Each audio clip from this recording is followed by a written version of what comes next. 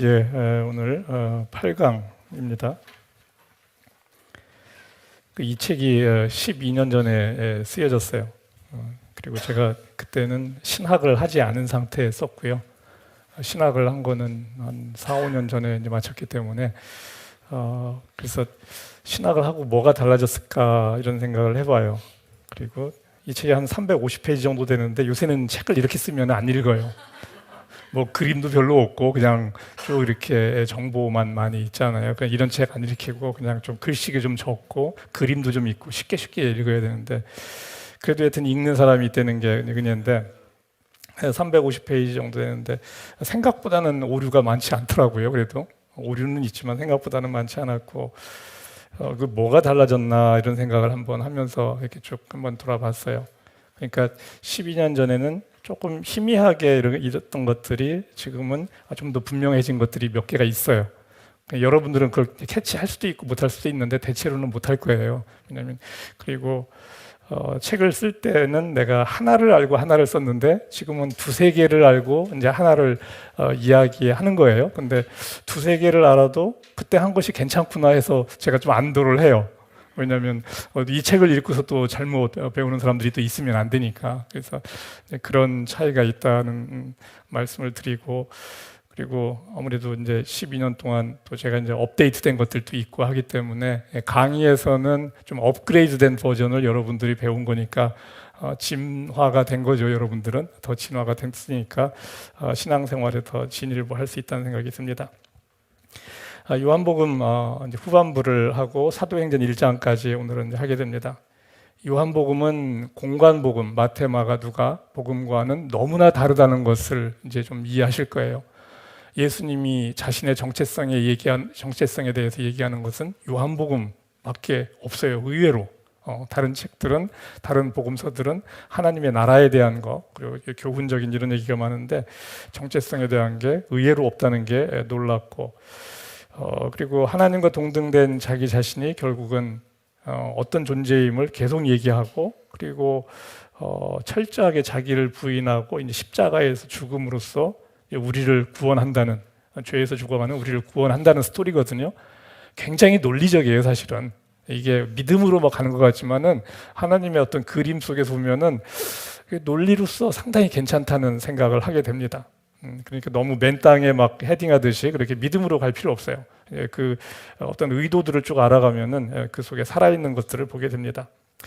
그 사도 요한은 제자들 중에서 제일 오래 살아남았고 순교하지 않은 어떻게 보면 유일한 제자라고 보여지고 있어요.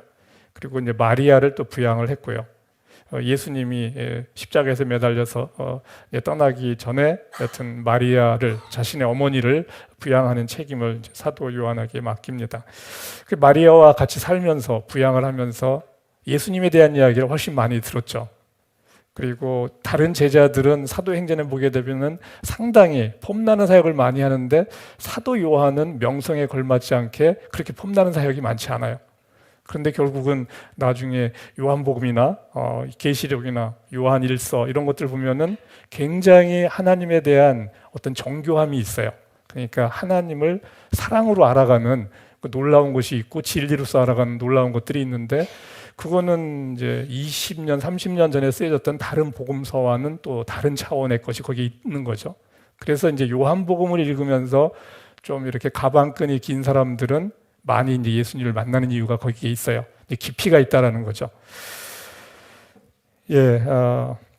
여튼 그리고 이 성경에 있는 책들은 하나님이 영감을 줘서 썼지만 그 성경을 쓴 사람의 수준이 있어요, 그대로. 그게 또 하나님의 또 일하시는 방법이에요. 그냥 성경을 받아쓰기 하듯이 쓰는 것은 아니라는 얘기예요. 그 영감을 받아서 그 사람의 어떤 그릇에 맞게 쓰게 한다는 거죠. 그러면서 또 하나님은 또 하나님의 일을 하시는 거예요. 그래서 그 글 쓰는 사람의 이제 수준이 여하튼 성경을 읽으면은 여하튼 알 수가 있다는 거. 그리고 지난 시간에 이제 했던 거 보면은 기적을 경험하는 것과 하나님의 사람이 되는 것은 전혀 다르다. 기적을 경험한 많은 사람들이 하나님의 사람이 되지 못했다는 거예요, 결국은. 쉽게 얘기해서 문둥병자 10명 중에 기적을 경험한 10명 중에 한 명만이 하나님을 아는 쪽으로 믿는 쪽으로 간다는 거죠. 10%, 제가 볼 때 10% 안 될 수도 있어요. 그런 정도로 이 하나님을 경험하는 것과 하나님의 사람이 되는 건 달라요. 하나님의 사람이 되면 하나님을 경험을 해요.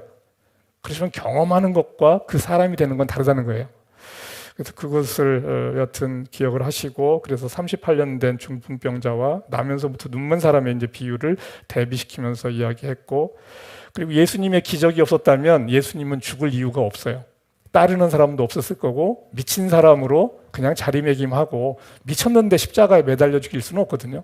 미친 사람은 어디에 묶어두거나 아니면 그냥 몽둥이 찜질해서 내쫓거나 그래야 되는 거지, 십자가에 매달려 죽일 수는 없어요.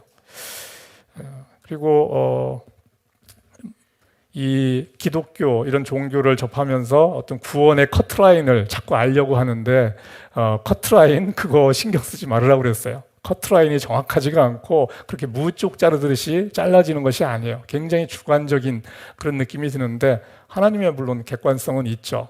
그래서 커트라인이 궁금한 사람들은 뭐냐면, 하나님으로부터 얼마나 떨어져도 그 나라에 들어갈 수 있느냐를 이렇게 궁금해하는 거라겠잖아요.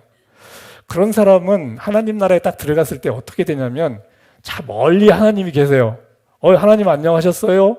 하고는 자기 놀이터로 가 노는 거예요. 그런데 하나님이 좋은, 하나님을 좋아하는 사람은 하나님한테 달려가는 거죠. 그 옆에 가서 막 그냥 이렇게 얼쩡얼쩡 거리면서 막 이제 반가우니까 그런 마음으로 만난단 말이에요. 그 사람과 멀리서 하나님 저기 계시네, 이제 하는 나라에 왔구나, 이제 안심이다, 이거하고는 차원이 다르다는 거죠. 결국은 하나님께 얼마나 가까이 가 있느냐가 그 사람의 힘이고 그 사람의 상급이에요. 사실은 상급이라는 것이 뭐 면류관 몇 개 쓰고 이런 게 무슨 의미가 있겠어요. 면류관 뭐 천국에 가면 뭐 길바닥이 아마 다 뭐 금이며 옥이며 이렇게 돼 있다는데, 아마 이 지구상에 있는 돌덩어리가 거기 가면 귀한 것이 될지도 몰라요. 왜냐면 거기엔 돌이 없어가지고 다 그러니까 뭐 없는 게 귀한 거잖아요. 없는 게. 그러니까 뭐 하여튼 하나님께 다가이 가서 그분을 누리고 사는 게 그게 축복이고 그게 이제 구원인데, 여튼 커트라인 신경 쓰지 말라는 거. 여러분이 커트라인 아무리 그어봤자 그게 맞다는 보장도 없어요. 자, 오늘 이제 좀 진도를 나가도록 하겠습니다. 배경 지식으로 성경 말씀과 교리라는 것을 한번 잠깐 이야기해 보려고 그래요. 이 신촌 하나교회는 교리에 갇혀져 있는 교회는 아니에요. 이거는 이제 침례교회 저는 가장 자랑이라고 생각을 해요. 저도 어떻게 하다 보니까 침례교회 와 있는데, 침례교회 핵심은 교리는 중요하지 않다예요. 그렇다고 해서 뭐 교리를 무시하는 건 아니에요. 중요한 건 예수님이 구원자이고 그분을 주인으로 받아들이고 살겠느냐예요. 나머지는 이래도 되고 저래도 괜찮다라는 거예요. 그만큼 폭이 넓어서 다른 이제 말 그대로 그 교파에 시작하는 어떤 다 선생님들이 계시거든요. 뭐 장로교는 칼뱅 선생님이 계시고, 뭐 이제 감리교는 또 뭐 웨슬리라는 분이 계시고, 그래서 그 각 계파에 어떻게 보면 딱 시조가 되는 분들이 있는데, 침례교는 그게 없어요. 그러다 보니까 이 족보 없는 집안 아니냐 여기는, 뭐 이렇게 생각하는 사람도 있어요. 침례교는 개신교와 함께도 나온 것도 아니에요. 그 전부터 하여튼 약간의 우후죽순 비슷하게 이렇게 있어 왔어요. 그래서 침례교의 역사가 분명치가 않아요. 그래서 그게 저는 오히려 더 좋은 것 같아요. 한 사람의 초점이 맞춰져서 정립된 교리를 갖고 있다는 것은 상당히 저는 위험성이 있다고 보거든요. 그냥 잡초와 같은데 그냥 성경 말씀을 다 읽어가면서 거기서 막 찾아가는 거예요. 다이나믹하게. 그게 오히려 안전하다는 거죠. 자, 성경 말씀과 교리. 지금 여기에 4개의 지금 제가 정보를 주고 있어요. 4개의 교리. 교리가 아니고 성경 말씀. 자, 예수님의 말씀이에요. 다 요한복음에 나오고, 아버지의 말씀은 진리입니다. 그 다음에 나는 진리이다, 자신은 진리이다라고 또 얘기하고, 나와 하나님은 하나이다, 보혜사 그는 진리의 영이시다. 이렇게 이제 4개의 이제 성경 문구가 딱 있어요. 자, 그럼 이게 성경 말씀이에요. 그럼 교리라는 것은 무엇이냐? 자, 성경 말씀 한번 엔터 쳐줄래요? 자, 네 개의 지금 정보가 있어요. 성경 말씀. 이건 성경에 있는 그대로. 그리고 그 상황 속에서 예수님이 말씀을 하신 거예요. 어떤 상황 속에서. 그 주변에 뭐 있어요. 다 지금 상황이 있어요. 그 상황 속에서 말씀하셨고, 교리라는 거는 이 네 개의 정보를 가지고 보니까 어떤 한 점을 찍고 싶은 거야. 그 사람들이 모여서 이제 애매한 상황들이 발생하잖아요. 이거는 이겁니까? 저거는 저겁니까? 라고 생기니까 이 네 개의 점 중앙에다가 네 개를 모아서 딱 하나 엔터 쳐줘요. 교리라는 한 점을 딱 찍어요. 교리는 성경에 있는 것이 아니에요. 그냥 네 개의 말씀은 있고 교리는 사람들이 이거라고 생각하는 것을 정리해 놓은 거예요. 그래서 이게 위험성도 있기도 하고 또 모호함도 또 있는 거예요. 그래서 교리라는 것이 도움은 되는데 절대시하면 안 된다는 거. 말씀은 중요해요. 그렇지만 교리는 모호함이 있어요. 왜냐하면 사람들이 합의를 한 거거든요, 일종의. 아니면 어떤 약간 슈퍼스타 같은 사람이 그것을 해석한 거를 그냥 그걸 하나를 선언으로 채택했다는 거예요. 무시할 것도 아니고 그렇다고 해서 이것을 절대적으로 막 해야 되는 것도 아니에요.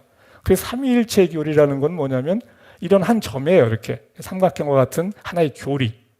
삼위일체라는 것이 성경에 딱 분명하게 말씀으로 나오는 건 아니라는 거예요. 제가 말씀을 지금 하는 이유를 그 스토리가 이해가 돼요? 성경은 정보를 주는데 한 1000개의 정보가 있어요. 근데 하나님을 알려면 몇 개의 정보가 필요해요? 무한대의 정보가 필요해요. 근데 1000개의 정보를 가지고 하나님은 이렇다 저렇다라고 다 그리고 있는 거야. 물론 1000개를 기억하는 사람도 별로 없어요. 뛰어난 사람만이 그다음에 1000개를 막 얼기설기해서 하나님은 이렇다 저렇다 하는데 1000개를 2000개, 3000개로 자기가 막 만들어가는 거죠.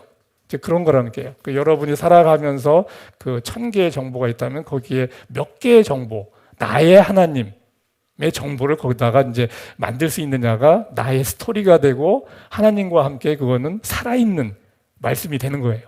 이제 그것이 하나님을 알아가는 즐거움이에요. 누구도 갖고 있지 않은 것을 갖고 있는 거예요. 나만의 이야기. 예, 이래서 이 성경 말씀과 교리에 대한 이야기를 했고요. 이 교리라는 것은 형식을 주는 거예요. 그리고 이 교리라는 것을 강조하다 보면 신앙생활이 종교화되는 거예요. 왜냐하면 상황 속에서 하나님의 마음이 거기에 없어요. 그냥 형식이 딱 주어진다는 거죠. 그 문구만 있다는 거죠. 상황 속에서 예수님의 말씀이 있는데 그 상황 속에서 어떤 마음을 가져올 수가 없는 거예요. 그래서 형식화될 위험이 있고, 이 교리를 이제 중요시하는 사람들은 보면은 성경 문구 중에서 이제 자기의 교리에 맞는 것들을 강조해요. 근데 애매모호한 게 있잖아요. 또 거기에 딱 안 들어맞는 게 있어요. 그러면 그거를 비유적으로 해석하거나 슬며시 내려놔요. 이제 그런 거라는 거죠. 그래서 저는 제일 싫어하는 말 중에 하나가 뭐냐면 성경 말씀을 말씀으로 푼다예요. 그게 굉장히 성경적인 것 같지만 자기 생각에 맞는 말씀을 갖다 붙이는 거예요. 쭉쭉쭉. 그 상당히 위험성이 있는 거예요. 그러니까 절대시하는 거거든요. 자기의 이해를 절대시하는 거예요. 그건 성경 말씀을 말씀으로 푼다. 그리고 자기 말은 아무것도 없는 것 같아요. 근데 자기가 선택을 하잖아요. 그러면 성경은 모든 것에 대해서 말을 해요, 사실은. 왜냐면 자기가 막 선택적으로 가져오니까 이때는 이 말을 하고 저 말을 하고 다 한다는 거죠. 그래서 그런 거가 있어요. 이건 상당히 이제 지금 고급 정보를 어떻게 보면 제가 좀 여러 번 하고 지금 얘기하는 거예요. 고급 정보를. 그러니까 그런 막 이게 말씀을 많이 알아서 막 갖다 붙이는 거에 너무 현혹될 것도 없고 놀랄 것도 없어요. 그러니까 그 사람은 그 사람의 길이 있고 여러분은 또 여러분의 길을 자유롭게 재미있게 가면 되는 거라는 얘기죠. 자, 예수님이 이제 자신이 100% 사람으로 사람이신 인간이신 예수님에 대한 또 스테이트먼트가 있어요. 또 어떤 스테이트먼트에 보게 되면은 하나님, 나와 하나님은 하나다라고 또 얘기해요. 자, 그러면 나와 하나님은 하나고 또 인간이신 예수님도 또 하나의 스테이트먼트가 있어요. 그 두 개를 and로 묶어 놓으면 또 이상해지는 거예요. 하나님은, 참 예수님은 100% 인간이고 100% 하나님이다. 딱 그러면 이거 어느 날은 하나님 모드, 어느 날은 인간 모드로 왔다 갔다 이제 막 하는 거야, 이제. 그 상황 속에서는 이해가 됐는데 두 개를 묶어 놓으니까 이게 교리가 되는 거거든요. 그래도 그것도 이제 합의된 교리인데, 그렇게 되면은 이제 그러면 이게 막 기적적인 능력을 하면 이때는 하나님 모드? 그냥 좋으신 말씀하면은 또 그냥 인간 모드? 뭐 이제 이게 이제 헷갈리는 거죠. 그렇게 이해할 필요가 전혀 없어요. 상황 속에서 쭉 보면 그냥 사람이신 예수님, 그리고 하나님이셨는데 이 땅에 오셨고, 이렇게 해도 전혀 문제가 없는데 두 개를 합쳐놓으면은 이제 교리화시키면은 거기서 이제 막 싸움이 되는 거예요. 그래가지고 이단이다 뭐다 막 이렇게 나오는 게 다 그렇고, 삼위일체 교리를 저렇게 만들어 놓고 조금만 해석을 하면은 저거 이단이네 라고 막 해요. 그 말씀과 관계가 없어요, 사실은. 근데 말씀은 이미 저 파랗게 돼 있는 네 개거든. 근데 이 삼각형으로 해놓은 그거에 이제 어긋난다라고 하는 거죠. 여하튼 우리는 하나님의 형상으로 만들어졌다라고 얘기합니다. 신의 성품이 우리에게 있는 거죠. 신의 성품. 그런데 이제 타락해서 온전하지 못하다라는 거죠. 타락한 신의 성품이 우리 안에 있는 겁니다. 그럼 우리는 신적 능력을 갖고 있나요? 신적 능력이 있냐 이거죠. 신의 성품은 있는데 신적 능력이 있느냐? 있어요, 없어요? 신적 능력이라고 하는 것은 그냥 기적적인 것을 행하는 능력. 근데 간혹 또 치유를 하거나 뭐 하시는 분들도 있잖아요. 그 다 이제 받는 거죠. 그 사람의 능력은 아니고 주시는 분의 것을 받아서 그 사람이 행하는 거잖아요. 그죠? 여튼 그 사람이 받아서 행하나 그 사람이 직접 행하나 행하는 건 똑같아요. 그죠? 자, 그럼 질문을 한번 해봅시다. 여튼 저는 여러분에게 자꾸 성경을 읽으면서 생각하게 하는 거를 저는 해주고 싶은 거예요, 사실은. 자, 예수님은 어릴 적에 옆집 아이와 구슬치기 하다가 싸운 적이 있을까? 예수님은 죄가 있는가? 오늘은 뭐 명훈이도 없고 뭐 화평이도 없는데 오늘은 동훈이가 있다고. 동현, 이동현, 동현 형제가 있다고. 동현 형제 마이크 줘봐요. 이 동현 형제가 지금 이 비디오, 저의 비디오를 잘 만들어서 지금 올리고 있는 형제예요. 아주 고맙고, 보면 비디오에 딱 그 옷을 입혀주잖아요. 표지를. 그래서 저도 깜짝 놀랐어요. 아, 이런 것도 입혀주네. 그냥 빨개 벗고 다니다가 우리가 막 옷을 딱 갖춰 입은 느낌? 그래서 아주 고맙게 생각을 하고 있어요. 그게 썸네일이라고 하더라고. 썸네일인 것도 잘 몰랐어요. 그래서 썸네일인데 여튼 그러기 굉장히 안에 있는 내용도 더 있어 보이잖아요. 포장지가 좋으면은 있어 보이는 거예요. 그래서 현혹하는 거긴 하지만 그래도 전달하는 데는 중요한 거예요. 현혹해도 괜찮아요. 좋은 거는 현혹해서라도 전달해야 돼요. 또 자, 구슬치기 하다 싸운 적이 있을까 없을까? 없으실 것 같아요. 안 싸웠을 것 같아? 그러면 딱지치기 하다가는 어땠을까? 그때도 안 싸우는 거야? 그냥 그러니까 죄가 되는 싸움은 안 하셨을 것 같아요. 죄가 있는 싸움은 안 해? 근데 예를 들어서 그냥 싸우다가 한 대 때렸어. 그러면 죄가 있는 거예요, 없는 거예요? 막 화를 내고 한 대 때렸어요. 그러니까 하나님이 보시기에 죄가 있는 폭력은 쓰지 않으셨을 것 같아요. 하나님이 보시기에 죄가 있는 폭력. 그것도 재밌는 얘기인데. 그럼 하나님이 보시기에 죄가 있는 폭력은 뭐예요? 이빨이 부러지면 죄가 있는 거예요? 그건 하나님만 아시겠다. 하나님만 아시겠다. 이게 죄가 있는지 없는지는 하나님만이 아신다. 그거는 그냥 맨날 정답이 되는 건데 하나님은 아신다. 그렇죠? 하나님은 아신다. 어떨 것 같아요? 싸움은 있었을 것 같은 생각은 들어요? 예수님은 정말 착해서 싸울 일이 없었을 거야 라고 생각하나요? 저는 그렇게 생각하지 않아요. 그러면 사람이 아니잖아요. 싸움도 해야죠. 어렸을 때. 그래서 속으로 분을 낼 수도 있잖아. 자꾸 괴롭히니까 화는 안 내도 분을 내, 속으로. 근데 분을 내는 것도 예수님이 신약 때 와서는 살인한 거라고 얘기하거든요. 분을 내는 것도. 마음으로 음란한 생각을 품은 것도 그것도 간음한 거라고 얘기하잖아요. 그러니까 마음으로 화를 내도 화를 낸 거예요. 표시는 안 했어도. 주먹질한 거하고 마음으로 화낸 거 차이는 보이기에는 크지만 본질상 차이는 없어요. 크게. 여튼 옆집에 하고 싸웠을 수 있어요. 그러면 죄가 있느냐? 자, 이 성경에서 말하는 죄의 본질은 뭐죠? 하나님으로부터 떨어지느냐예요. 그죠? 하나님이 선이고 하나님으로부터 떨어지면 악이 되는 거예요. 그죠? 그러니까 하나님만이 아시는 게 아니고 예수님이 하나님하고 붙어 있으면 이거는 상관없는 거예요. 악은 아닌 거예요. 하나님하고 붙어 있으면은 옆집에 하고 싸워도 괜찮은 거예요. 근데 정도껏 싸워야죠. 계속 싸우고 하나님이 싸우지 말라고 하면 안 싸워야 돼. 그죠? 그러면 괜찮아요. 근데 싸울 수는 있어요. 근데 하나님이 하지 말라고 하면 안 해야지, 그때는. 그죠? 여튼. 그래서 하나님으로부터 떨어지지 않으면 옆집에 하고 매일 싸우고 하더라도 여하튼 하나님 보시기에 악은 아니라는 거예요. 그냥 자라나는 하나의 과정, 한계성 속에서 보여주는 모습이라는 거죠. 자, 두 번째 질문을 봅시다. 예수님이 육신을 입고 신적 능력이 없어졌어요. 이 땅 예수님이 이제 성육신 했다라고 얘기하잖아요. 육신으로 왔어요. 자, 이제 신적 능력이 없어졌다면 그분의 신성도 사라진 것인가? 어떻게 돼요? 신성은 있어요, 없어요? 신성과 신적 능력, 이것이 같은 거냐 이거죠. 어떻게 생각해? 동현. 다른 것이라고 생각합니다. 다른 것이라고 생각해요? 신적 능력이 없어도 신성이 있을 수 있다고 생각하는 거예요? 네. 우리 이동현 분이 아주 열심히, 물론 장가 갔으니까 군은 아닌데, 신적 능력이 없어도 전혀 문제 없어요.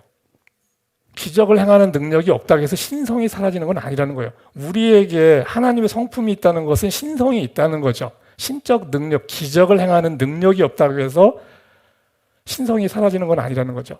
내가 예를 들어서 저의 팔다리가 다 사고로 잘렸어요. 자, 그러면은 저는 인간으로서 할 수 있는 일이 없어요. 그럼 저의 인성은 사라지나요? 제가 행할 수 있는 일은 없지만 저의 인성은 그대로 있는 거예요. 어떤 능력, 보여주는 능력이 그 사람의 본질을 이야기하는 건 아니라는 거죠. 능력과 본질은 다른 거예요. 그죠? 그래서 우리는 하나님이 돼가는 거예요. 그렇지만 하나님은 창조자고 우리는 피조물이고 그분은 기적을 행할 수 있지만 우리는 영원히 기적을 행할 수 없을 수 있어요. 그렇지만 우리가 기적을 행하고 싶은 생각이 들면 어떻게 하면 돼요? 어떻게 해요? 하나님한테 뭐라고 하면 돼요? 해주세요. 하면 되는 거죠. 나하고 가까우면 돼요. 기적을 행할 수 있는 사람이 나하고 가까우면 그 기적은 내 거하고 똑같아요. 이해가 되세요? 여러분이 하나님과 같은 능력이 없어도 하나님과 같은 존재가 된다는 것은 그걸 의미하는 거예요. 자꾸 하나님을 이렇게 자꾸 떼어놓으려고 한단 말이죠. 능력의 차이와 본질의 차이는 다른 거라는 거죠. 우리는 본질상 하나님과 같은 존재였는데 죄로 인해서 좀 떨어졌잖아요. 죄로 인해서 본질과 떨어졌는데 이제 그걸 회복하는 시간을 갖고 있는 거죠. 3번. 질문 3. 예수님은 하나님이 아시는 모든 것을 아시는가? 예수님은 자신을 하나님과 동일시했어요. 예수님은 하나님이 아시는 모든 것을 아나요? 하나님이 하시는 모든 일을 할 수 있나요? 자, 동현 형제 다시 한번.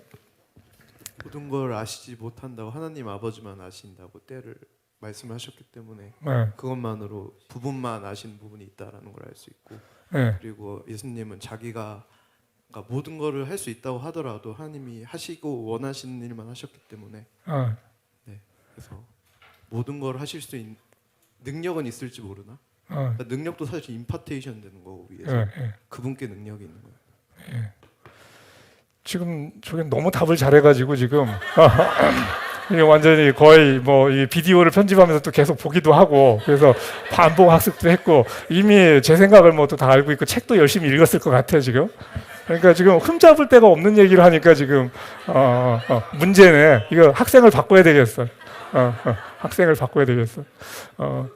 좀 왜냐하면 그래야지 이 평범한 학생들이 좀 더 자신감을 갖거든요. 이렇게 뛰어난 학생이 자꾸 얘기하면은 나는 저 수준이 안 되니까 나는 아닌가 보다 이렇게 생각하는데 전혀 그렇지 않다는 거예요. 그죠? 자, 예수님이 하나님께 마지막 때가 언제냐고 물어봤을 수 있어요. 근데 하나님이 얘기 안 했을 수 있고 또 하나는 정해지지 않았을 수 있어요. 하나님이 야, 넌 몰라도 돼. 그랬을 것 같지는 않아요. 예수님이 궁금해요. 그런데 몰라도 돼 라고 얘기하기보다는 아직 정하지 않았다 라고 하는 게 제가 볼 때는 더 make sense 할 수 있을 것 같아요. 그건 몰라요. 그 두 분이 어떻게 얘기했는지 제가 모르니까. 근데 하나님이 아는 것을 또 정했을 수도 있어요. 정했다 안 정했다도 의미 없어요. 하나님은 시간을 만드신 분이기 때문에 우리가 혼돈스러운 거예요. 하나님은 정했다 뭐 이건 과거형이고 앞으로 할 것이다면 미래형인데 미래와 과거, 현재라는 것이 하나님께는 의미가 없어요. 시간을 만드신 분이기 때문에. 그래서 우리가 하나님을 이해하기가 어려운 거예요. 여튼 하나님이 아시는 것을 예수님이 다 아는 것은 아니에요. 그래도 하나님과 아들의 관계에는 문제가 있어요, 없어요? 없어요. 전혀 문제 없어요. 그리고 하나님이 하시는 일을 예수님이 이 땅에 오신 다음에는 신적 능력은 상실했어도 하나님한테 요청하면 임파테이션 받아서 다 할 수 있기 때문에 하나님께 그 능력이 있기 때문에 문제가 없다는 거죠. 성령님을 통해서. 그래서 그 하나님과 동일한 존재였던 분이 이 땅에 오셔서 육신을 입고 사셨다는 그 자체가 엄청난 거고, 그리고 예수님은 영원히 부활체를 입고 사셔야 된다는 거. 어떻게 보면 하나님 입장에서는 누더기와 같은 것일 수 있잖아요. 부활체라는 것이 썩지 않는 거지만 어느 한순간에 부활체는 한 곳에밖에 못 있어요. 그건 엄청난 또 차이가 있는 거죠.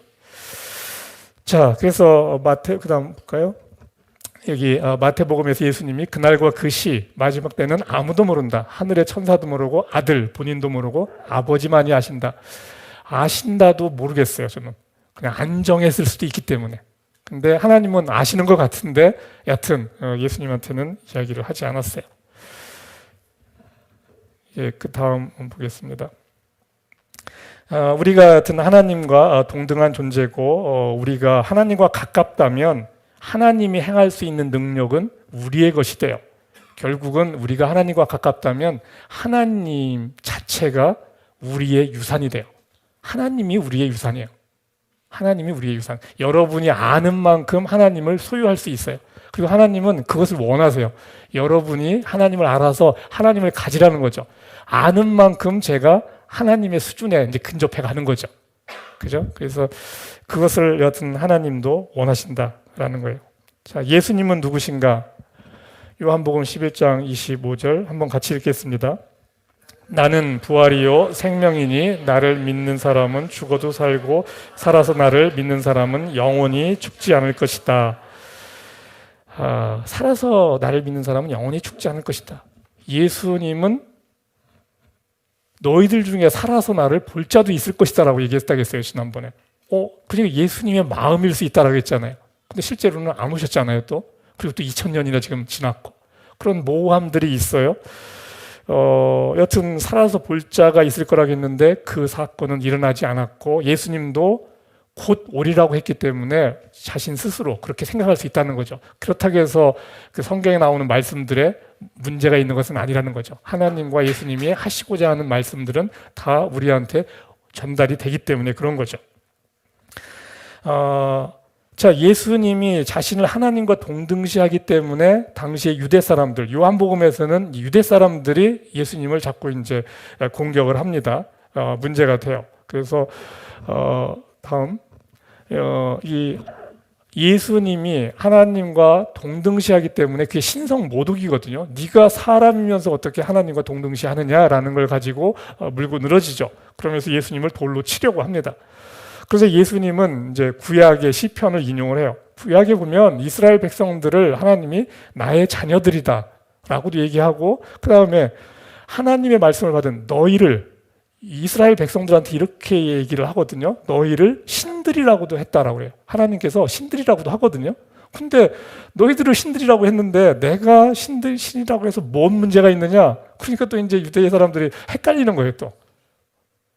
사실은 틀린 말은 또 아니거든요. 내 말을 못 믿겠으면 이제 본인이 하는 기적적인 행동, 결국 이제 하나님의 능력을 받아서 하는 그 행동들, 그 모습들을 보고 내 말을 믿으라고 이렇게 또 예수님께서는 이야기를 하십니다. 내 아버지께서 내 안에 계시고 내가 아버지 안에 있다는 것을 깨달아 알게 될 것이다 라고 이야기를 합니다. 여튼 신학적인 교리에 매여서 살지 말고 그냥 하나님을 계속 알아가야 돼요. 성경을 읽으면서 하나님을 알아가는 거. 그래야지만이 살아있는 하나님과 동행할 수 있어요. 교리에 얽매이면 굉장히 부자연스러워져요. 그래서 이 종교적인 사람들을 만나면 이 하나님을 알아가는 즐거움이 안 느껴져요. 굉장히 경직돼 있어요. 그런 느낌을 갖는 경우가 많지 않았어요, 혹시요? 이렇게 교회를 오래 다녔는데 굉장히 깔끔하고 이렇게 반듯한데 다가가기 이렇게 싫은 사람들이 있어요. 말하고 싶지 않은 사람들. 그 나무랄 건 없는데 이렇게 가까이 가기가 별로 이렇게 내키지 않는 거예요. 자연스러움이 없는 거예요. 경건한 모습은 있는데 어떤 거룩한, 어떤 정말 거룩함이라는 거는 겉모습이 아니에요. 그냥 다가갈 수 있어야 돼요. 예수님이 진짜 그 아주 거룩한 모습으로 뭐 이렇게 세리들한테 가고 뭐 소외된 자들에게 갔어 보세요. 갔다고 보면은 그들이 받아들이기 어려워요. 굉장히 자연스럽게 예수님이 가시는 거거든요. 거기 가서 굉장히 꼰대같이 얘기를 하고 그러면 안 되잖아요. 그러면 누가 거기서 웰컴 하겠어요?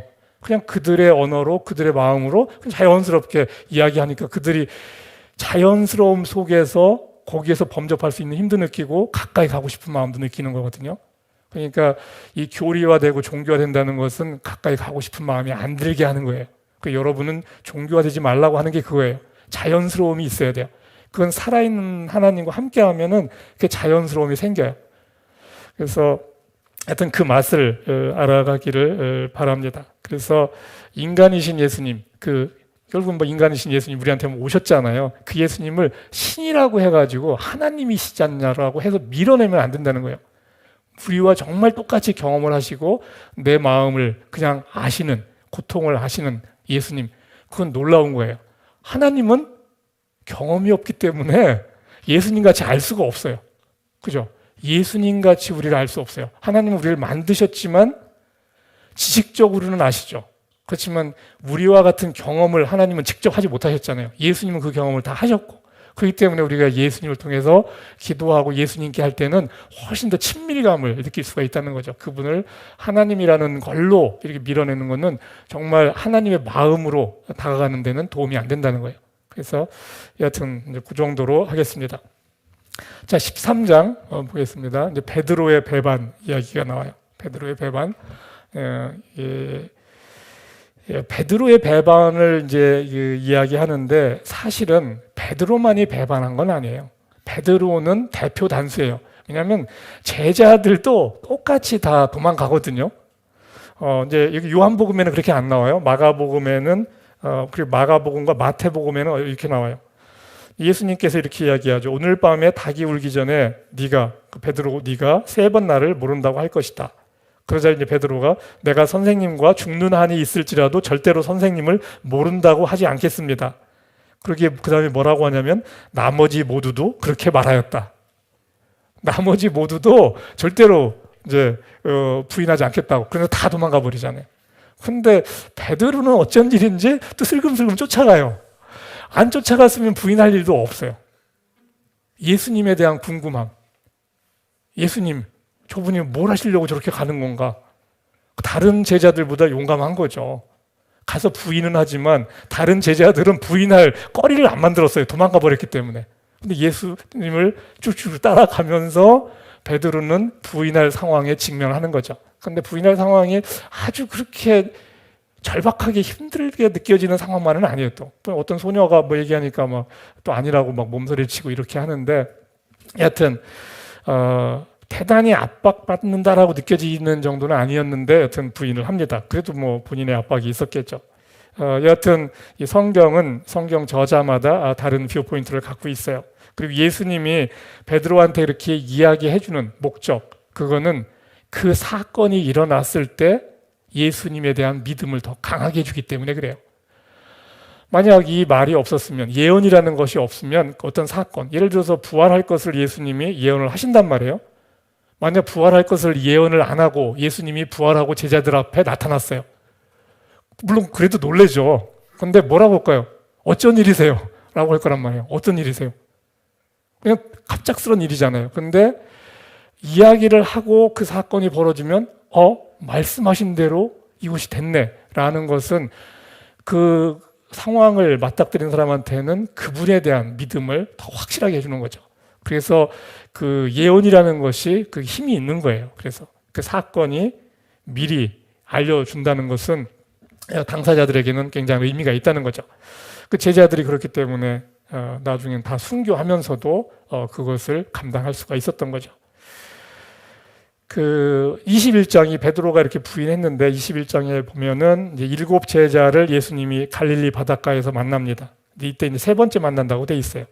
그 베드로에게 예수님이 뭐라고 하냐면은 이 제자들도 옆에 있고 7제자니까 6명이 또 더 있죠. 그러니까 이 사람들보다 나를 더 사랑하냐라고 물어봐요. 이 사람들보다 나를 더 사랑하냐? 이거 어려운 질문인가요? 쉬운 질문인가요? 동현 형제 어때요? 어려운 질문입니다. 어려운 질문이에요? 이 사람들보다 나를 더 사랑하느냐? 이 사람들이 누구예요? 주변의 제자들. 다른 제자들. 이거 어려운 질문이에요? 이 사람들보다 나를 더 사랑하느냐? 이거 베드로가 다른 제자들 사랑했을까 안 했을까?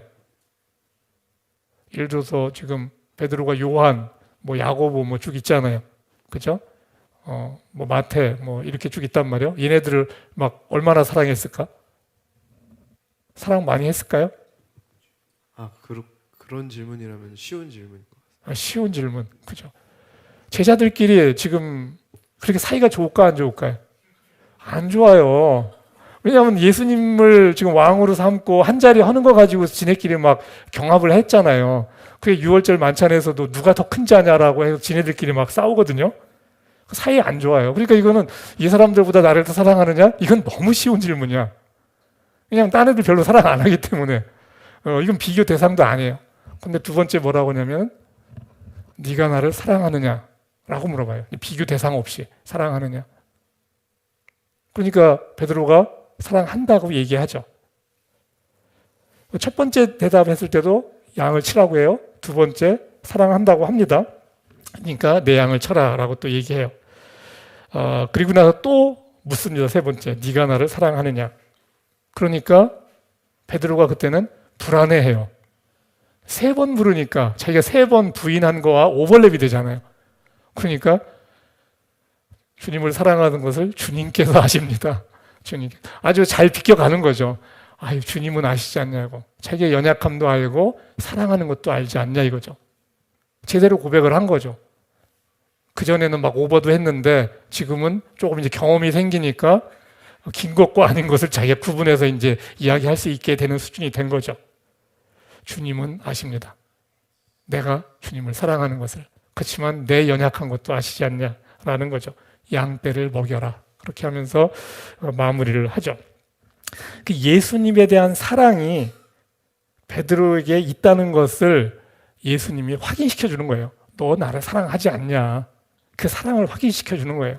이 베드로의 고백이 있었잖아요. 주님만이 그리스도시고 라는 그 놀라운 또 고백을 했어요. 그 사랑의 힘을 여하튼 일깨워 줍니다. 자, 그리고 나서는 이제 유다의 배반이 나옵니다. 유다의 배반. 유다의 배반.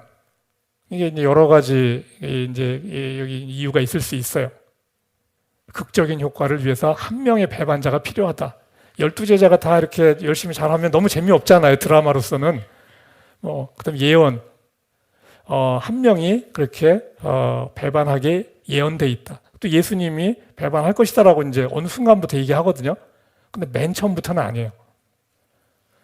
그 다음에 돈 때문에 팔아넘겼다. 예수님과 비전이 달라서, 예수님과의 러브 스토리가 없어서 여러 가지 이유로. 어떤 것 같아요?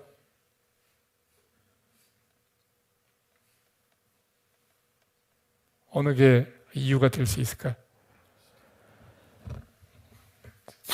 우리 또 그래도 동현 형제 5번인 것 같습니다. 5번 러브 스토리가 없어서 답을 너무 잘 알고 있어 지금. 그게 이제 크리티컬한 이유가 될 거라고 보는데 여러 가지 이유로도 될 수 있어요. 왜냐하면 또 돈 때문에 팔아넘겼다라는 구절이 또 성경에 있잖아요. 그런데 돈 때문에 팔아넘겼다라고 보기에는 돈의 액수가 그렇게 크지를 않아요. 30세겔을 받았는데 그것도 나중에 돌려줘 버리거든요. 유다가. 그러니까 받는 게 목적이었으면 그분 가지고 가서 또 밭을 사야 되는데 그렇게 안 했다고.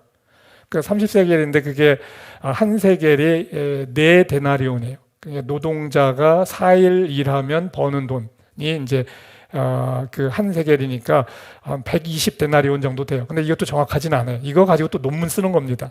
이게 다 학위 논문이에요. 그러니까 당시에 화폐 단위가 뭐냐 뭐 해가지고 다 하는 거예요. 그러니까 일당을 하루에 10만 원이라고 치면 1200만 원. 자, 자기가 3년 동안 예수님을 쫓아다녔잖아요. 다 버려두고.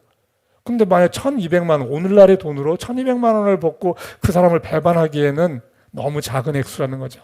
그죠? 그래서 돈 때문만으로 보기에는 어렵다는 거죠. 그런데 너무 교리적으로 보는 거잖아요. 돈 때문에 팔았다는 대목이 분명히 있거든요. 근데 그거는 겉모습일 수 있잖아요. 그죠? 겉보기에는 그런 모습이었으니까 돈을 진짜 받았고, 근데 나중에 돌려줬고, 그리고 내용을 쭉 보면은 그렇지 않을 수 있다는 거죠. 유다에게는 예수님에게 돌아올 수 있는 러브 스토리가 없어요. 유다는 자신의 비전을 쫓았어요. 그런데 비전은 뭐냐면 로마로부터 독립시켜서 예수님이 왕이 되면 내가 한 자리 한다예요. 정치적 비전이 있었다는 거죠. 그런데 유다만 있었나요? 유다만 있지 않았어요. 모든 제자들이 다 똑같았어요.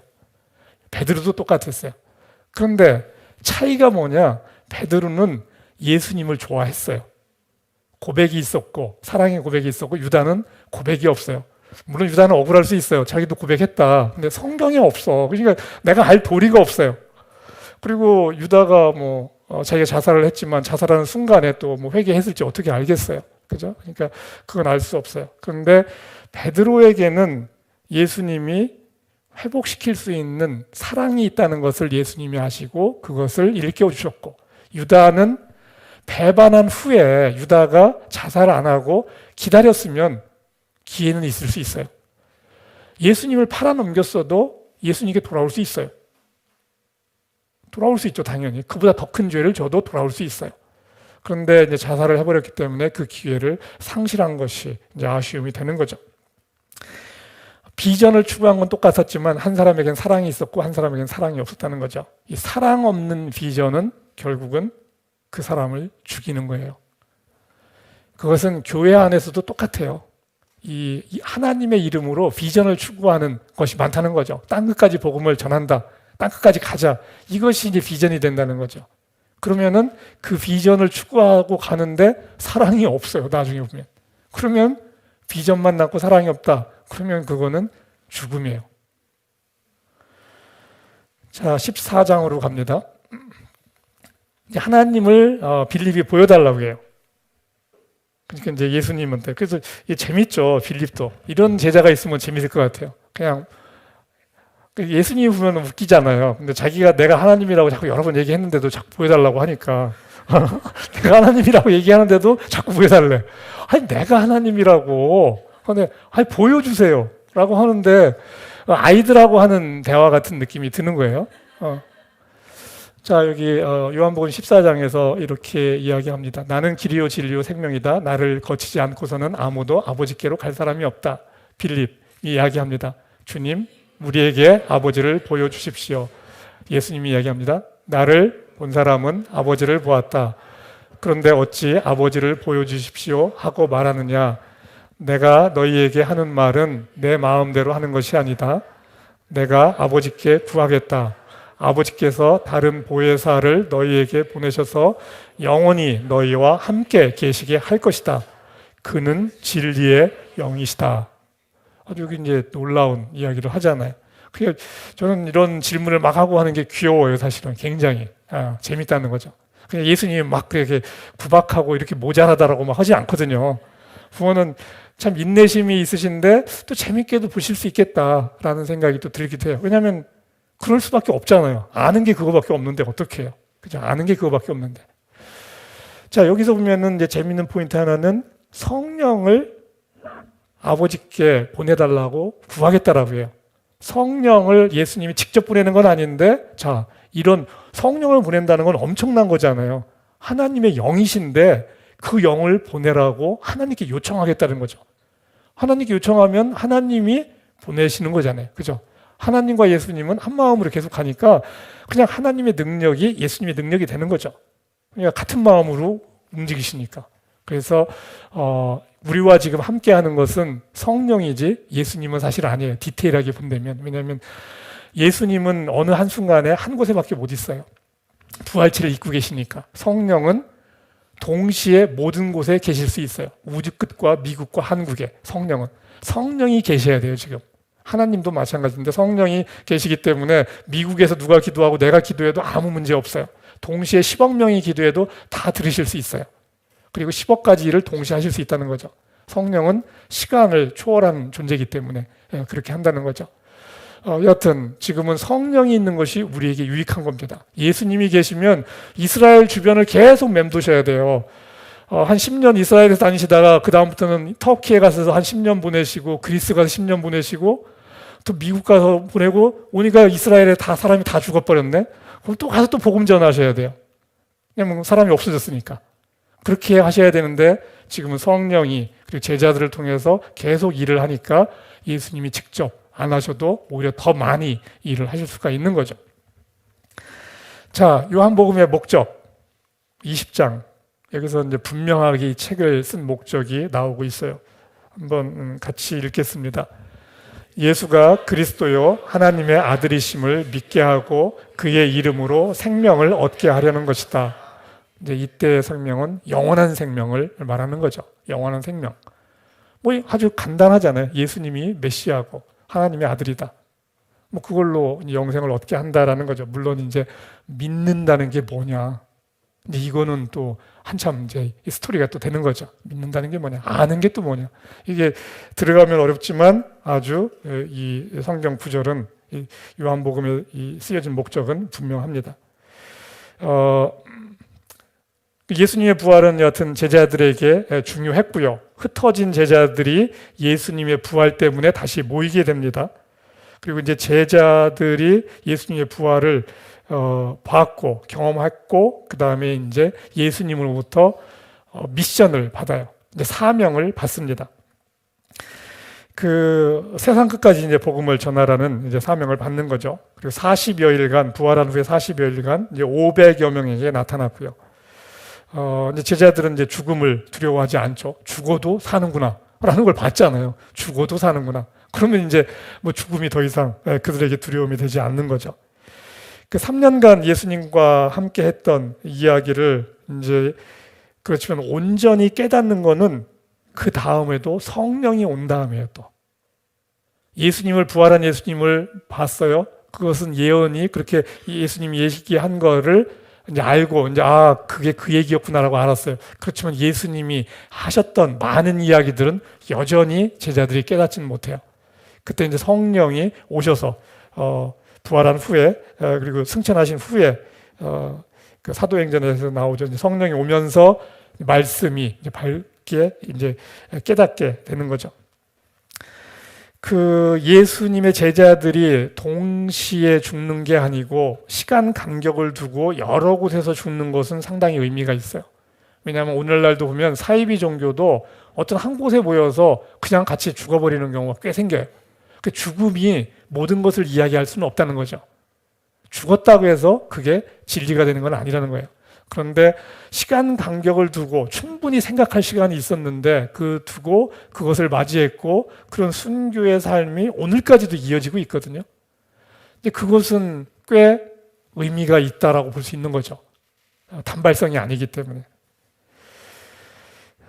부활한 후에 또 예수님이 부활한 후에 우리의 삶에 대한 약간의 힌트를 줍니다. 공간 이동에 대한 힌트를 줘요. 공간 이동.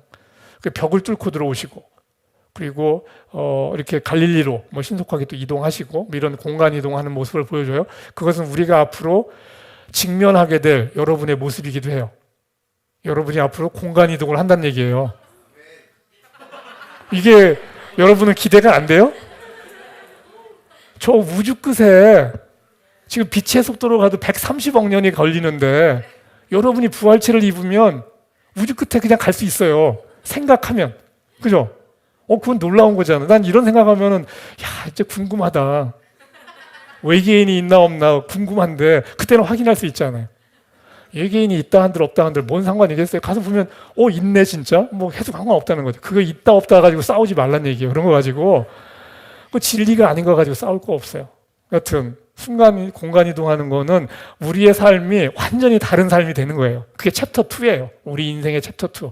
이 세상 마지막 때가 온 다음에 열리는 챕터 2. 그런데 여기서 또 재밌는 또 부활체의 모습으로 재밌는 걸 하나 보여주는 게 뭐냐면 예수님이 생선을 드세요. 야, 이게 뭐냐라는 거죠. 이게 뭐냐. 아니, 부활체를 입고 이걸 뭘 또 먹어야 돼. 아니, 부활체 입었는데 야, 배고프다. 저 우지 끝에 가셨는데 어이 배고파. 다시 지구에 가서 뭐 좀 먹고 와야 되겠다. 뭐 이렇게 하셔야 되나? 뭐 이런 생각이 막 드는 거죠.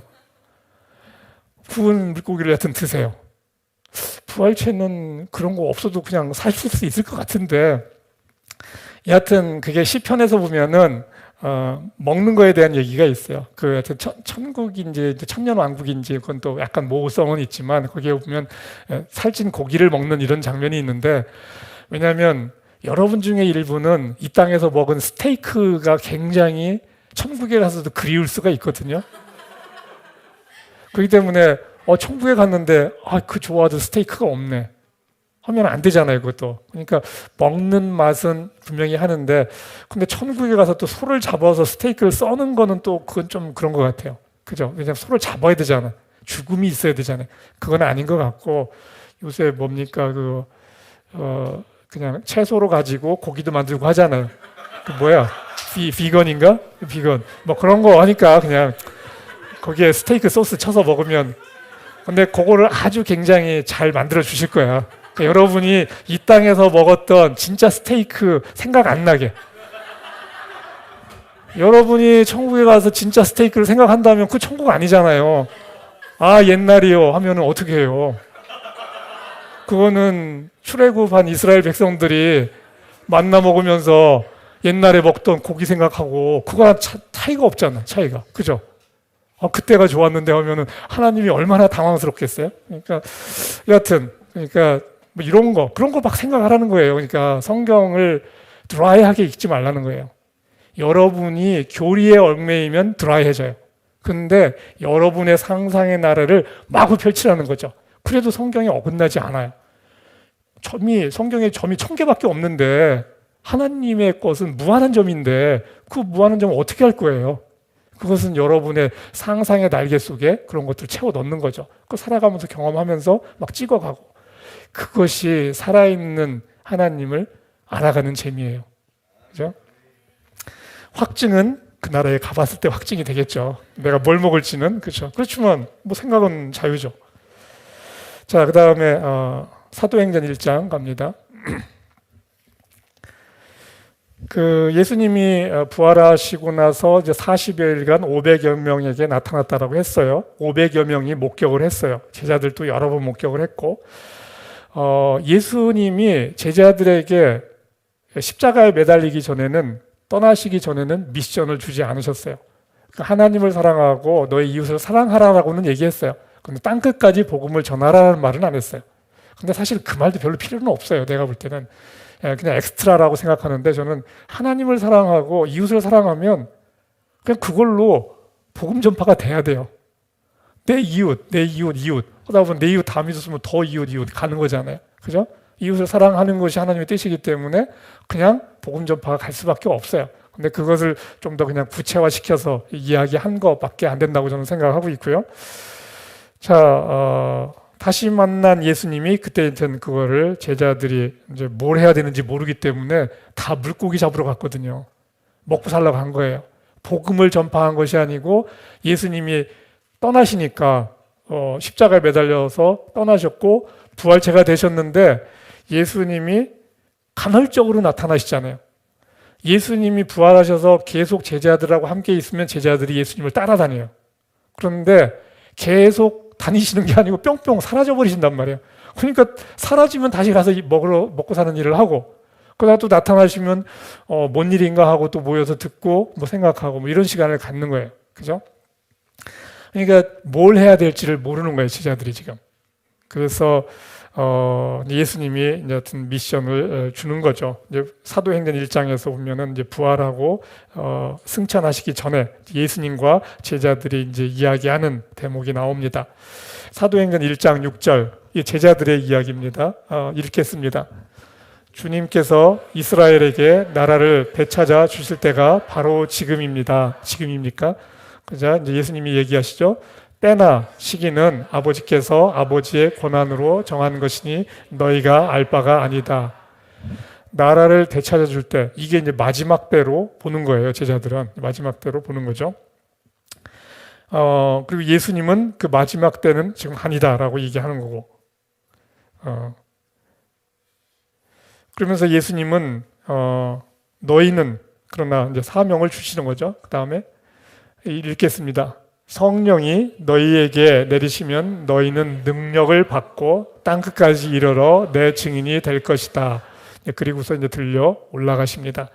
성령이 내리면 능력을 받는다. 임파테이션이라는 거죠. 그러니까 제자들이 기적적인 능력을 행할 수 있게 되잖아요. 성령이 오셔서. 그러니까 하나님과 통하면은 우리가 인간이고 아니고는 아무 문제가 없어요. 신적 능력을 행사하는 것은 다 가능해진다는 거죠. 그리고 땅끝까지 증인이 될 거다라고 이야기하고 이제 구름에 쌓여서 보이지 않게 됐다. 자, 다시 오시는 예수님은 본래 유대인이 기다리던 진짜 힘 있는 이스라엘의 왕으로 또 오세요. 재림하는 예수님은 진짜 이스라엘의 실제적 왕 같은 존재로 오는 것을 성경은 그렇게 예언적으로 이야기하고 있어요. 그래서 우리가 기다리는 재림하는 예수님과 유대인이 기다리는 메시아가 일치해요. 그래서 이제 이거는 물론 이제 신학적으로 다르게 생각하는 사람도 많이 있고 저는 근데 그렇게 생각하는 쪽에 있고요. 그래서 이제 오늘날 개신교 중에 많은 사람들이 이스라엘에 대해서 애정을 갖고 그들이 기다리는 메시아가 우리가 기다리는 메시아하고 이제 같기 때문에 같이 이제 합심하는 모습을 보여주는 것이 이제 그런 데 있는 것입니다. 자, 계시록 22장 12절 네, 마지막 계시록이죠. 계시록 요한계시록 성경의 마지막 쪽에 예수님이 또 이야기하십니다. 같이 읽겠습니다. 내가 곧 가겠다. 나는 각 사람에게 그 행위대로 갚아주려고 상을 가지고 간다. 자, 행위대로 갚아준다. 그러면 이거는 뭡니까? 그러니까 그 구원에 대해서 행위 구원 아니냐라는 느낌을 주는데 행위 구원은 아니고 우리는 믿음으로 당연히 구원을 받는 거고요. 근데 행위는 이제 상급하고 연결되는 거예요. 우리가 믿고 나서 했던 거 상급인데 달란트에서 얘기했지만 상급의 양은 아니라는 거예요. 그러니까 얼만큼 그 일을 성실하게 했느냐가 중요한 겁니다. 얼만큼 많이 했느냐가 아니야. 그거는 다 달란트가 다르기 때문에. 그리고 상이 뭐라고 그랬어요? 하나님 나라에서 상은 면류관 뭐 주렁주렁 달고 다니는 게 상이에요? 아까 이야기했죠. 하나님과 얼마나 가깝냐. 가깝다라는 건 뭐예요? 하나님을 얼마만큼 아느냐. 하나님을 얼마만큼 아느냐. 그것은 실제적으로 아느냐를 물어보는 거예요. 경험적으로 얼마나 아느냐. 그냥 지식으로 배워서 아는 하나님, 그거는 의미 없어요. 실제로 진짜 하나님을 내가 어떻게 생각하느냐. 그게 그 사람의 상급이고 그게 여러분의 유산이에요. 그러니까 여러분은 유산을 많이 받으려면 열심히 사셔야 돼요. 그죠? 다른 사람하고 비교할 일은 전혀 없다고 내가 계속 얘기합니다. 다른 사람 비교할 거 없어요. 능력 다 달라요. 능력 다 달라요. 그리고 주어진 것도 다르고. 우리는 행위로 구원받는 게 아니라는 거죠. 자, 생각해 볼 문제로 한번 들어가 보겠습니다. 두 개의 문제가 있어요. 오늘 이동영 군이 너무나 답을 잘하기 때문에 다른 사람을 한번 물어봐야 되겠는데 우리 재원이가 한번 삽질을 좀 해줘야지 그래도 다른 사람들이 좋아할 수도 있으니까 그죠? 자, 성경이 말하는 사랑과 세상이 말하는 사랑의 차이는 지금부터는 어떻게 보면 문제가 상당히 난이도가 있는 거예요. 그죠? 예전에는 공엑스 문제였잖아. 지금은 공엑스 문제가 아니고 왜냐하면 여러분이 요즘에 책을 띄는 사람인데 더 이상 공엑스 문제를 물어볼 수는 없잖아요. 그래서 제가 이제 예문으로 요한일서를 주고 있어요. 하나님은 사랑이십니다. 사랑 안에 있는 사람은 하나님 안에 있고 하나님도 그 사랑 안에 있습니다. 자, 그러면 성경이 말하는 사랑과 세상이 말하는 사랑에 무슨 차이가 있을까? 뭐 어려운 질문이에요, 이거.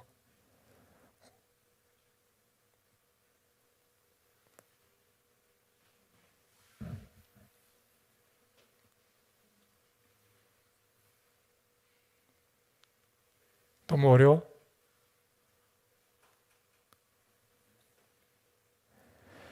사랑 자체가 어려운 거예요. 사랑 자체가 굉장히 어려운데 하나님이 사랑이시기 때문에 그죠? 자유도 어렵고 사실은 들어가면 다 어려워요. 하나씩 다 어려워. 왜 하나님이 사랑이신데 사랑을 아는 것은 하나님을 아는 만큼 어려운 거예요. 그죠? 심플하게 얘기하면 진리를 아는 만큼 어려운 게 사랑을 아는 건데, 근데 그냥 피상적으로 어떤 차이가 있을까라는 거죠. 세상이 말하는 사랑, 세상이 말하는 사랑은 사랑했을 때 어떤 나의 기분 좋은 거, 즐거움이 있어요. 그죠? 즐거움, 행복감이 막 있어요. 그죠? 근데 하나님이 말하는 사랑, 한번 그 다음 예제문 봅시다. 너무 어려운 질문이었기 때문에 하나님의 사랑은 진리와 함께 기뻐하는 거예요. 뭐가 진리죠? 진리가 뭐예요? 진리가 하나님, 예수님이 진리예요. 그냥 그 사랑 가운데 그분이 있느냐 없느냐. 그분이 없어도 세상 사람들 사랑합니다. 드라마와 노래의 90%는 다 사랑 이야기예요. 다 사랑 이야기예요. 근데 영원한 사랑은 없어요. 잠시의 사랑 이야기라는 거죠. 사도 바울이 고린도전서에서 사랑 이야기 하잖아요. 모든 걸 덮어주고 기다리며 견딘다고. 근데 거기에 사랑의 즐거움에 대한 이야기는 없어요. 성경은 사랑의 기쁨, 사랑의 즐거움을 이야기하고 있지는 않아요. 오히려 견디고 기다리고 버티는 그 사랑을 이야기한다는 거죠. 그것을 하나님과 함께 해나가라는 거, 그게 하나님께 영광이거든요. 하나님께 영광은 뭐냐? 하나님 안에서 사랑하는 게 하나님께 영광이에요. 하나님께 영광, 내가 잘해가지고 폼나는 거에서 돌릴 영광 없어요. 여러분이 돈을 많이 헌금해서 영광, 그런 거 없어요. 그런 거는 그냥 따라 붙는 거예요. 돈 많은데 헌금하지 말라는 얘기 아니에요? 돈 많은데 헌금하지 말라는 얘기, 헌금해야 되는데 그거 가지고 영광 받는 거 아니라는 거죠. 그냥 하나님 건 하나님께 그냥 돌려드리는 정도예요. 근데 사랑은 달라요. 내가 하나님의 이름으로 행하는 사랑, 그거는 하나님께 영광이에요. 하나님께 영광.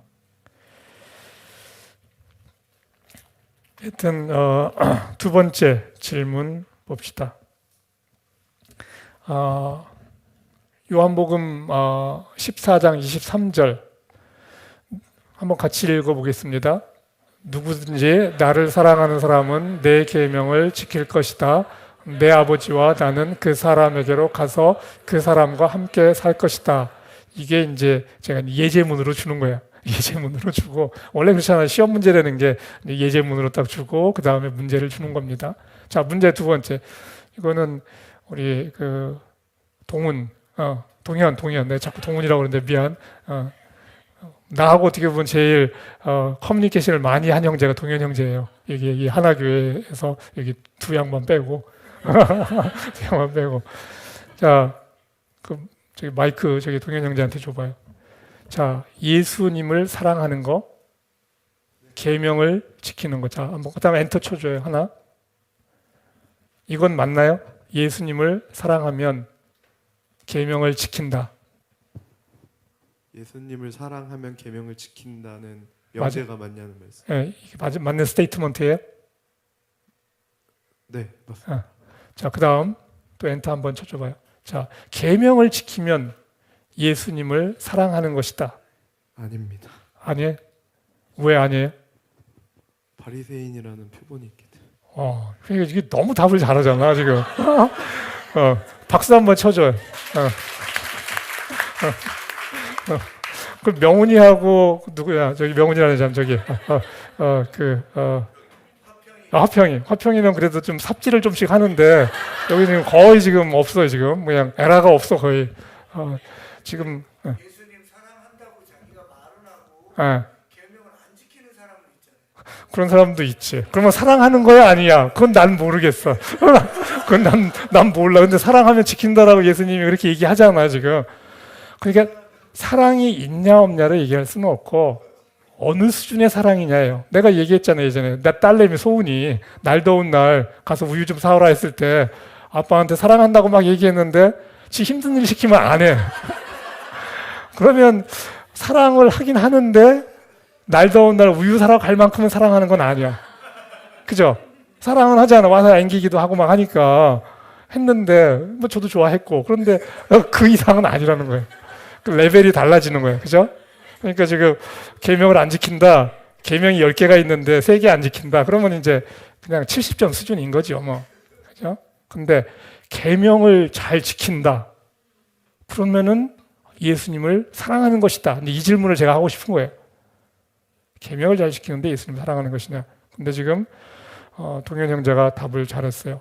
바리새인들 계명 잘 지켰어요. 623가지의 구약에 나오는 거 매일 체크리스트 만들어서 지켰던 사람들이야. 그러면서 쟤는 저거 못하네, 쟤는 저거 못하네 계속 판단하죠. 결국은 한쪽 방향으로는 지금 참 필요 충분 조건이냐고 제가 묻는 거예요. 지금 필요 충분 조건은 아니라는 거죠. 그냥 계명을 열심히 지켜도 하나님의 사람이 아닐 수 있어요. 계명을 열심히 지키면 자기를 의롭게 만들어줍니다. 그래서 자기 스스로의 의에서 못 벗어날 수 있어요. 교회에서 그런 사람들을 보면은 이게 다가가고 싶지가 않은 사람들이 있어요. 이제 그게 이제 종교화된 사람들, 율법화된 사람들, 자연스러움이 없어요. 그죠? 계명은 열심히 지키는데 이렇게 맛이 없어. 한마디로 하나님을 믿는 그 살아있는 맛이 없다는 거죠. 그거예요. 이제 차이가. 그 하트가 없다는 거예요. 하트가. 결국은 사랑이 있고 없고의 차이예요. 그게. 예수님에 대한 사랑이 있으면 계명을 지키는데 100%는 아닐 수 있어요. 그거는 그 수준별로 지킨다라고 생각하면 되고, 그 수준이 결국은 그 나라에 가서 상급이 되는 거고, 하나님을 경험적으로 아는 만큼이잖아요. 결국은 자기가 사랑한 만큼이 경험적으로 그분을 아는 만큼이 되잖아요. 그게 여러분의 유산이 되는 거잖아요. 그러니까 그거 아까울 거 없잖아요. 막 많이 하는 게 아까울 거 없어요. 많이 지키는 게 아까울 게 없죠. 왜냐하면 다 투자니까. 철저하게 자기를 위한 거예요. 하나님을 사랑한다? 하나님을 위해서냐? 나를 위해서냐? 내가 뭐라고 그랬어요? 그거는 나를 위한 거예요. 나를 위한 거.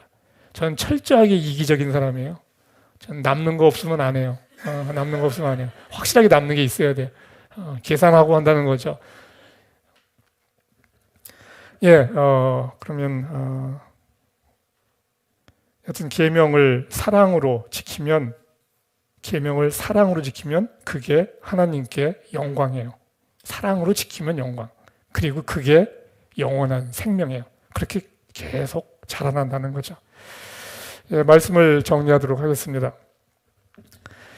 그 요한복음 또 14장 15절 또 똑같은 얘기가 또 요한복음에 또 나오는 거예요. 아까 했던 거하고 같은, 지금 챕터 14에서 또 이렇게 얘기합니다. 같이 읽겠습니다. 14장 15절.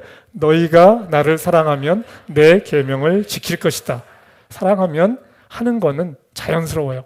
왜냐하면 사랑하는 사람이 원하는 게 있는데 그걸 안 한다. 그거 쉽지 않은 거예요. 자기가 사랑하는 사람이 뭘 원해. 근데 그걸 안 하는 게 더 어려운 거예요, 사실은.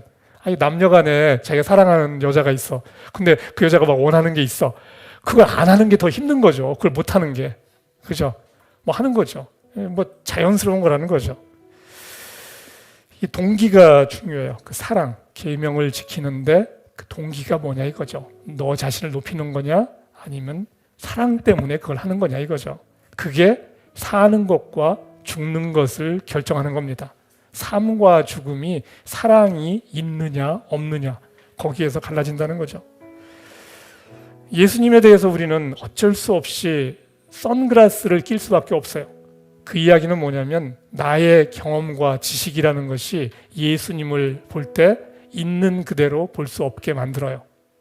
근데 그것은 우리의 한계예요. 우리의 한계인데 하나님은 그걸 아세요. 나의 경험과 지식, 그 한계성 속에서 예수님을 바라볼 수밖에 없어요. 내 색깔이 있다는 거죠. 여러분은 비슷한 걸 믿는 것 같지만 다 자기의 색깔이 있어요. 괜찮아요, 그게. 왜냐하면 그건 여러분이 이미 지난 수십 년 동안 만들어 온 거기 때문에 괜찮다는 거죠. 우리의 한계를 아시고 하나님이 우리의 한계 속에 예수님, 그 진리를 나타내신 거잖아요. 그 보고 나갈 수 있게 도와주시는 거죠. 우리 한계 속에 있지만 그래도 예수님을 보여주시고 예수님을 향해서 나갈 수 있게 길을 열어주셨어요. 진리가 진짜 진리인지를 우리는 확증할 수 없다고 이야기했어요. 확증할 수 없어요. 하나님의 은혜가 아니면 우리는 진리의 근처도 갈 수가 없어요. 그 무한한 진리, 영원한 진리를 우리는 결코 만져볼 수도 없고 볼 수도 없어요. 근데 하나님이 계시를 통해서 예수 그리스도를 통해서 우리에게 그걸 보여주신 거죠. 그건 하나님의 은혜고 우리는 그것을 보고 이분이 진리일 수도 있겠구나. 우리의 모든 경험과 지식을 동원해서 알아보는 거죠. 그리고 괜찮다 싶으면 이제 믿음으로 그 길을 걸어가는 거죠. 우리의 한계 속에서 우리가 진리를 전파하게 하세요. 우리는 너무 부족하잖아요. 미성숙하고 가진 것도 능력도 별로 없어요. 그렇지만 그 한계성 속에서 진리를 전파하라는 것이 하나님의 뜻이에요. 그리고 그것을 보기를 하나님이 원하신다는 거죠. 그리고 우리의 부족함은 그 진리의 영, 성령이 우리를 돕기 때문에 그것을 해나갈 수 있다는 거죠. 그 보혜사, 헬퍼, 그분이 계시기 때문에 여러분의 한계성을 두려워하지 말라는 거죠. 그렇다고 해서 무모하게 막 하라는 건 아니에요. 그냥 여러분이 조심스러우면 조심스럽게 가도 괜찮아요. 그냥 한 발짝 한 발짝 간다는 거죠. 하나님을 사랑하고 이웃을 사랑하라. 결국은 성경이 하고자 하는 얘기는 딱 그 얘기예요. 하나님을 사랑하고 이웃을 사랑하라. 사랑은 비전을 낳습니다. 사랑을 하면 땅끝까지 복음을 전하고 싶은 비전이 생길 수 있어요. 하지만 비전은 사랑을 낳지 못해요. 땅끝까지 복음을 전파하겠다는 그 비전이 사랑을 우리에게 만들어주지 못한다는 거죠. 사랑은 사랑을 낳습니다. 사랑은 비전을 만들지만 비전은 사랑을 만들지 못해요. 사랑 없는 비전은 자신의 야망이고 욕망입니다. 자신도 죽고 다른 사람도 죽여요. 하나님을 사랑하고 이웃을 사랑하라는 거, 이거가 그냥 성경이 하고자 하는 얘기는 딱 그거밖에 없어요, 사실. 이것을 하라고 예수님이 이 땅에 오신 거고요. 예수님 안에서 사랑하라는 거, 그것이 복음의 시작이고 끝입니다. 여기에 영원한 생명이 있다는 거죠. 전도라는 것은 내 비전이 아니라 사랑이신 하나님을 전하는 거예요. 그리고 그 사람을 사랑하는 거, 그게 전도예요. 모든 일을 주께 하듯이 해라. 이게 제가 갖고 있는 비전이에요, 사실. 저는 다른 더 나은 비전을 아직 모르고 있어요. 지금 제가 알고 있는 것은 모든 일을 할 때 주께 하듯이 하는 거, 모든 사람을 대할 때 주께 대하듯이 대하는 거, 일과 사람 대하는 거 그냥 다 똑같이 하는 거, 그거밖에는 저는 잘 모르겠어요. 이거 하라 저거 하라 잘 모르겠어요. 이게 저는 제가 갖고 있는 비전도 아닌 비전이에요, 어떻게 보면. 겸손하게 예수님을 알아가며 아는 만큼 전해야 됩니다. 겸손하게 예수님을 알아가며. 예수님은 진리예요. 하지만 내가 아는 예수님은 진리가 아닐 수 있어요. 이것이 여러분을 겸손케 만들어요. 그 진리이신 예수님을 알아가는 여정, 그 여정을 여러분은 걸어가는 겁니다. 성령의 도우심을 받아서 걸어가며 진리를 점점 더 밝게 분명하게 알아가는 거죠. 겸손하지 않으면 자신의 생각 속에 갇히게 돼요. 오버하지 말고 여러분이 아는 예수, 너무나 단순하고 아는 게 너무 없어도 상관없어요. 그 조금밖에 모르는 그 예수, 그게 여러분이 아는 전부잖아요. 그것을 전하는 거예요. 그게 여러분이 아는 하나님이고 여러분의 사랑의 크기가 되는 거죠. 이것이 진리를 조금이라도 아는 자의 숙명이에요. 전도를 해라 해서 하는 것은 계명이고 율법이에요. 그런데 전도는 우리의 숙명과 같이 진리를 아는 자에게 따라오는 것이에요. 하나님의 사람은 진리를 전할 수밖에 없다는 거죠. 내가 보여줄 수 있는 최고의 사랑, 그것이 예수님이기 때문에 그러합니다. 그러한 진리를 알고 진리를 전하는 여러분이 되기를 주님의 이름으로 축원합니다. 예, 기도하겠습니다.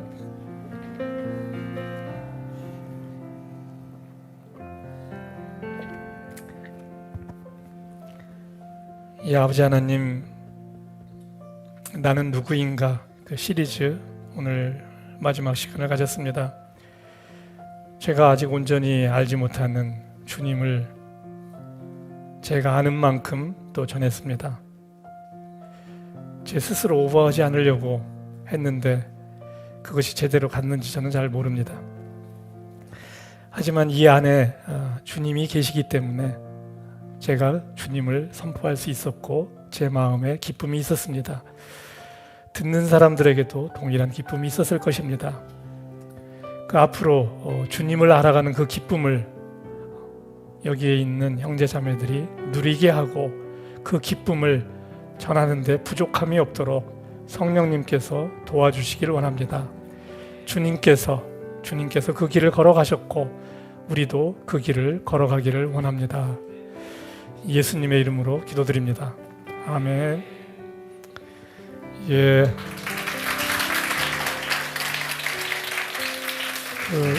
8강까지 했는데 소감문을 한 페이지 정도씩 써보세요. 숙제입니다. 이메일로 보내시고 뭐 안 쓴다고 해도 뭐 제가 뭐 어떻게 해보겠어요? 근데 쓰는 자에게 복이 있겠죠. 근데 이메일 주소는 나중에 단톡방에 올리겠습니다. 예, 감사합니다.